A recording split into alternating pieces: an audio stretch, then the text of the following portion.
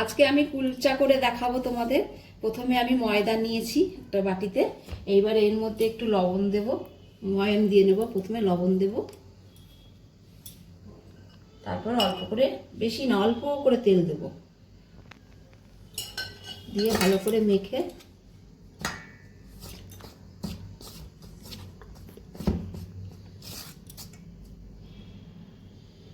মাঝখানটা একটু মানে ফাঁকা করে নেব, নিয়ে এর মধ্যে টক দইটা দেব।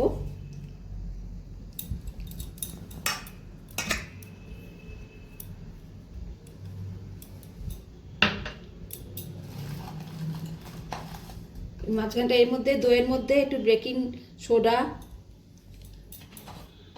আর একটু বেকিং পাউডার দেব।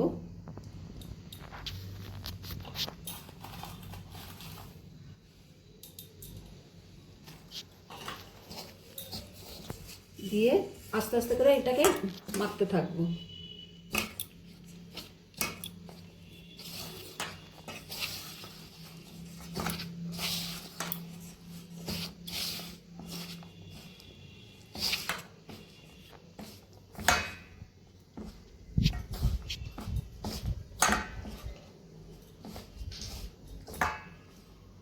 এবার অল্প অল্প করে জল দেবো, যেহেতু টক দই দিয়েছি এর জন্য অল্প অল্প করে জলে ছিটা দিয়ে আমি ময়দাটাকে মেখে নেব।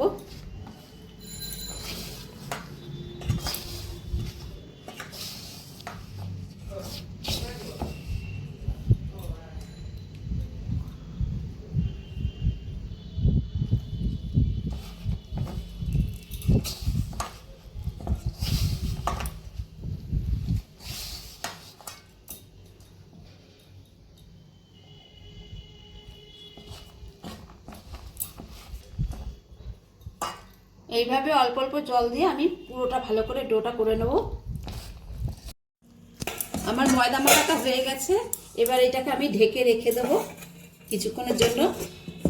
ততক্ষণে আমি আলুর স্টাফিংটা তৈরি করে নেব। প্রথমে আমি এগুলোকে ম্যাশ করে নেব, আলুগুলোকে সিদ্ধ করে রেখেছিলাম সেটা আমি আবার ম্যাশ করে নেব। আলুটা আমার ম্যাশ করা হয়ে গেছে, এবার এর মধ্যে অল্প করে লবণ আর এমনি একটু বিট লবণ দেব তার মধ্যে। তারপরে যে ভাজা জিরে লঙ্কা একটু ভেজে রেখেছিলাম সেটা দেব, ভাজা মশলা, আর দেব চাট মশলা,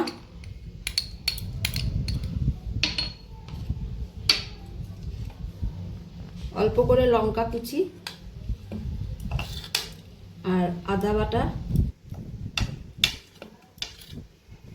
আর এদিকে পেঁয়াজ কুচি রেখেছিলাম, এদিকে পেঁয়াজ কুচি দেব।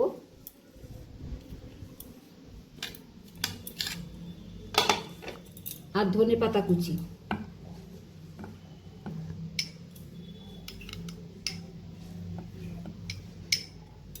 দিয়ে ভালো করে মেখে নেব।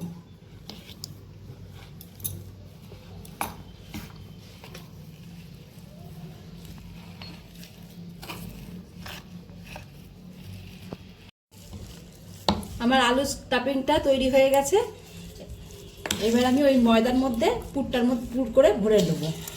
তোমাদের আর একটা কথা বলি, যারা যারা দেখছো তারা আমাকে লাইক কমেন্ট করে জানিও, নাহলে তো আমি তো বুঝতে পারছি না যে কে কীরকম লাইক কমেন্ট করছো, কে দেখছো। আর যারা যারা দেখছো তাদের আমার অনেক ভালোবাসা থাকলো।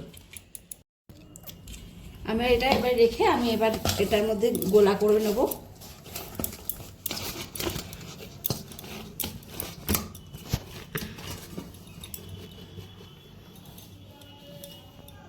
করে লাচিগুলো কেটে নেব,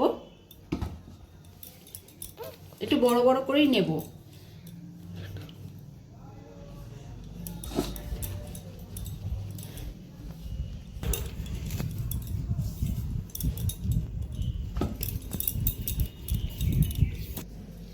এই যে এরকম করে করে গোলা করে নিয়েছি, খুব বড়ও না আবার খুব ছোটও না, একটু বড় করে নিতে হলো কেন, যে তোমার ভেতরে যখন পুরটা ঢোকাবো যাতে বেরিয়ে না যায় বেলার সময়।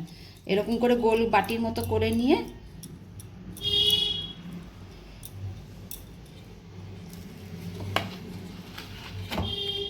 এই ভেতরটা একটু বেশি করে নিতে হবে, নাহলে খেতে ভালো লাগবে না। নিয়ে এবার এইরকম করে করে মুড়িয়ে দেবো।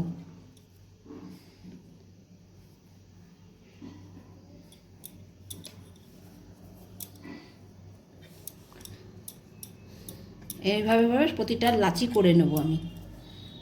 হ্যাঁ, পুর ঢুকিয়ে ঢুকিয়ে লাচিটা করে নেবো। এই যে এরকম করে করে দেখো, এরকম করে আমি ময়দার মধ্যে আলুর স্টাফিংটা ভরে নিয়েছি এইভাবে। এবার আমি এক এক করে সব বেলে নেব। প্রথমে এটার মধ্যে অল্প করে ময়দা ছিটিয়ে নেব, নিয়ে এটাকে নিয়ে আস্তে আস্তে এরকম করে করে প্রেস করতে হয় প্রথমে, যাতে আলুর পুরটা না বেরিয়ে যায়।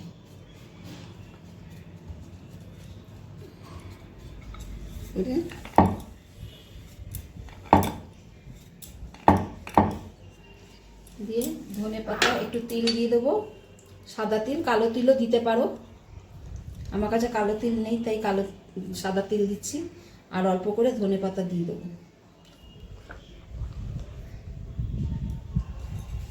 দিয়ে এইভাবে বেলে নেবো। এইভাবে বেলে তিলটা আর ধনে পাতাটা বসে যাবে এর মধ্যে।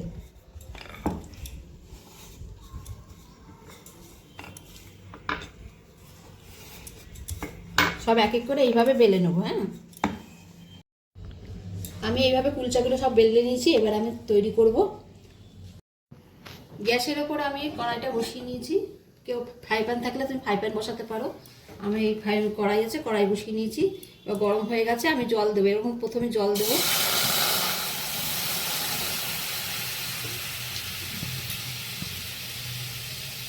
যে দিকটা ধনে পাতা আছে আর তিল আছে সেদিকটা ওপরটাই থাকবে, আর ফ্লেমটা নিচের দিকে থাকবে। দিয়ে এরকম ঢাকনা দিয়ে দিতে হবে, দিয়ে এইভাবে ঢেকে দিতে হবে।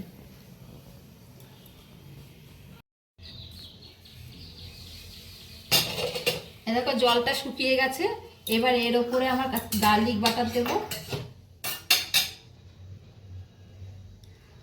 কারোর কাছে যদি মাখন থাকে মাখন, বা এমনি ঘি বা সাদা তেলও দিতে পারো। যারা ঘি মাখন খাও না, সাদা তেল দিয়েও দিতে পারো। এরকম করে মাখিয়ে নেবে অল্প করে, দিয়ে এরকম করে তুলতে হবে।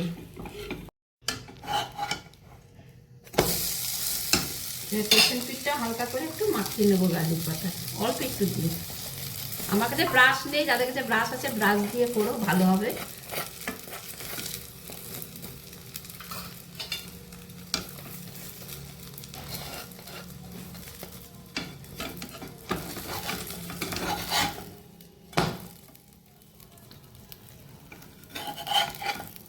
এরকম করে সব নামিয়ে নেবো, এক এক করে সব করে নেবো।